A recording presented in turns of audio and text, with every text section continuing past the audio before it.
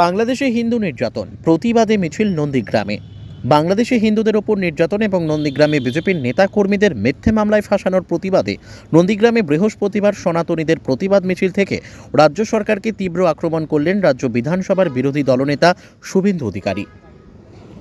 শেখ আব্দুল্লাহর সময়কালে জম্মু কাশ্মীরের পুলিশ যেভাবে স্লো পয়জন করে ভারত কেশরীকে মেরেছে, আমার আশঙ্কা যে অবিলম্বে যদি 2-3 সপ্তাহের মধ্যে কেউ ব্যবস্থা না নেয়, তাহলে চিন্ময় কৃষ্ণ প্রভু, যিনি আমরা সনাতনীরা বিভিন্নভাবে বিভক্ত ছিলাম, ব্রাহ্মণ, ক্ষত্রিয়, বৈশ্য, শূদ্র, কেউ বৈষ্ণব, কেউ আর্য সমাজ, কেউ রামকৃষ্ণ মিশন, কেউ ইস্কন, কেউ ভারত সেবাশ্রম, কেউ ঠাকুর অনুকূল চন্দ্র, কেউ বাবা লোকনাথ ব্রহ্মচারী।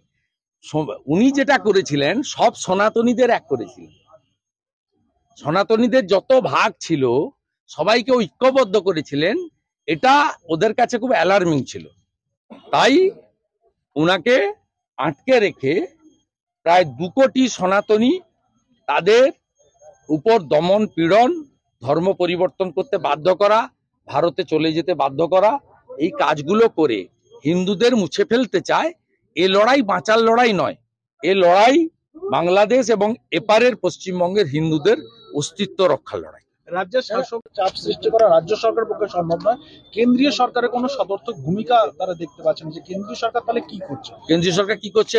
কেন্দ্রীয় সরকার যথেষ্ট কম্পিটেন্ট। পার্লামেন্টে বলেছে, এক্সটার্নাল অ্যাফেয়ার্স মিনিস্ট্রি থেকে বলা হয়েছে, ভারতবর্ষের পররাষ্ট্র সচিব ঢাকার মাটিতে গিয়ে বলে এসেছেন, ইনারা দয়া করে 600 কিলোমিটার বেড়া নেই, জমিটা দিতে বলুন, আর পুলিশ আর বিএসএফ এর কোঅর্ডিনেশন বাড়াতে বলুন।